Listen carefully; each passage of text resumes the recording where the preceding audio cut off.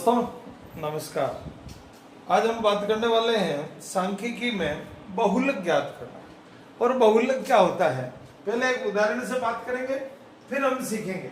मान लीजिए ये हमारा कोई प्रेक्षण है 2, 3, 5, 2, 0, 1, 2, 4, 3। ये मान लीजिए कोई मान है। बहुलक में क्या है, ये मान है। अब इसमें कौन सी संख्या अधिक बार आ रही है? देखिए, 2 एक बार, 2 बार, 3 बार।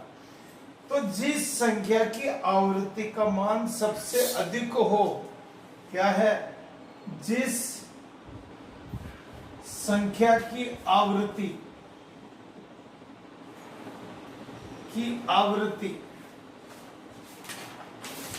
या सबसे बड़ा मान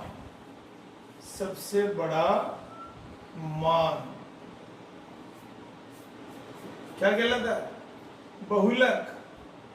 क्या कहलाता है? बहुलक। अब इसमें देखो, 2 कितनी बार है? 3 बार। 0 एक बार, 1 एक बार, तो 2 कितनी बार आ रहा है? 3 बार। तो बहुलक कितना हो गया? बहुलक क्या? बहुलक इज 2। सबसे बड़ा मान से मतलब समझे, 0 कितनी बार? 1 बार। 1 कितनी बार? 1 बार। 2 कितनी बार? 3 बार। 3 कितनी बार? 2 बार। 4 1 बार। 5 1 बार। अब यह देखिए, इसमें ये आपकी फ्रीक्वेंसी होगी, ये इसके विचर हो गए, प्रेक्षण हो गए, एक्स हो गए। तो सबसे बड़ा मान कौन सा है? 3। मैंने बोला जिस संख्या की आवृत्ति या सबसे बड़ा मान, ये सबसे बड़ा मान, सबसे बड़ा मान 3, 3 के विचर का मान क्या हो गया? 2। तो बहुलक कितना हो जाएगा? 2 आ गया। अब ये तो सामान्य हम छोटी क्लासों में सीखते थे कि बहुलक हम कैसे ज्ञात करते हैं। अगर बहुलक सारणी के रूप में आता है तो इसका एक सूत्र है। पहले उस सूत्र को देख लेते हैं, फिर एक उदाहरण से समझने का। बहुलक बराबर L plus F1 F0 2F1 minus F0 minus F2 into I। बहुलक को कहते हैं मोड, MODE। मोड कैसे निकालेंगे आप? L क्या है, F1 क्या है, F0 क्या है, 2F1 F0, ये फॉर्मूला है। इसमें जो ही आप इसकी वैल्यू रखेंगे, आपका पूरा क्वेश्चन कंप्लीट हो जाएगा। आइए क्वेश्चन पे बात करते हैं। टेबल बना लेता हूं एक में।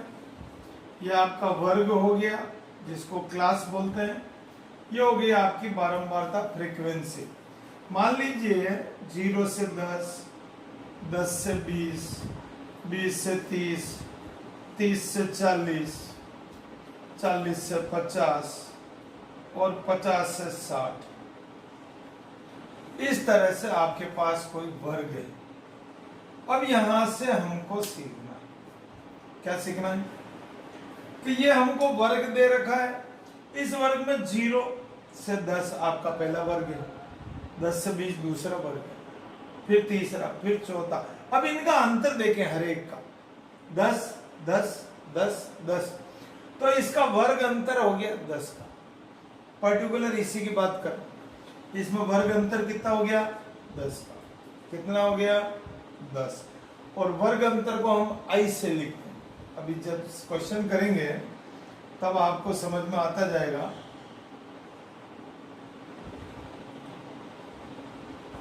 मान लीजिए मेरे अपने कोई 60 बच्चे हैं क्लास में।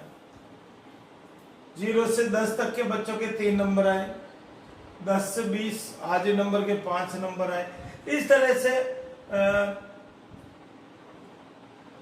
0 से 10 तक के 3 नंबर आए, 10 से 20 तक 5 आए, 20 से 30 तक 7 आए, 30 से 40 तक 8 बच्चों के आ गए, 40 से 50 5 बच्चों का आए, 50 से 60 4 बच्चों के, ऐसे नंबर आए।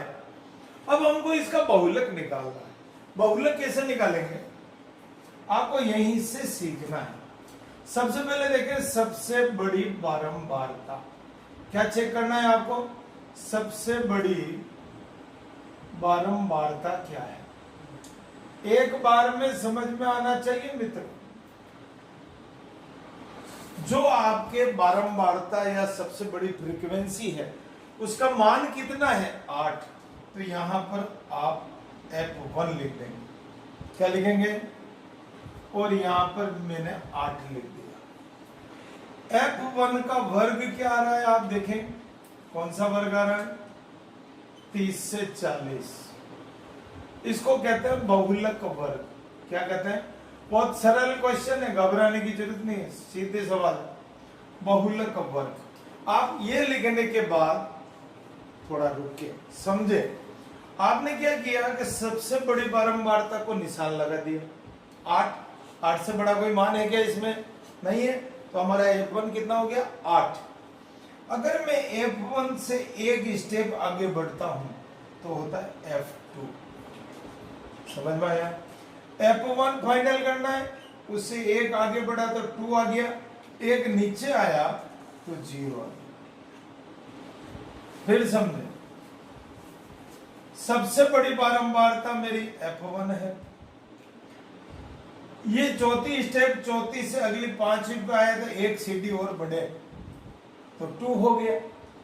ये चौथी स्टेप है, तीसरी पे आया तो 0। कोई समस्या? अब आपको एक चीज और समझनी है, F1 का वर्ग कितना है? 30 से 40, और यहां पर L लिख देंगे। अब मैं आपको L क्या है, F0, F1, F2 क्या क्या है वो समझाता हूं। L है बहुलक वर्ग की निम्न सीमा। L का मतलब क्या होता है? बहुलक वर्ग की निम्न सीमा। मैं अभी मान रखता चलूंगा, आपको सिखाता चलूंगा। एक बार आपको यह फॉर्मूला लिखना ही है, क्योंकि अपने तो नंबर मिलते हैं सूत्र के,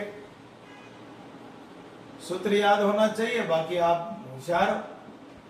अब यहां पर बात करें, L का मतलब हो गया बहुलक वर्ग की निम्न सीमा। मैंने 30 लिखा, क्यों लिखा? क्योंकि मेरे को सबसे पहले काम ही यही करना है, F1, F2, F0 और L लिखना है।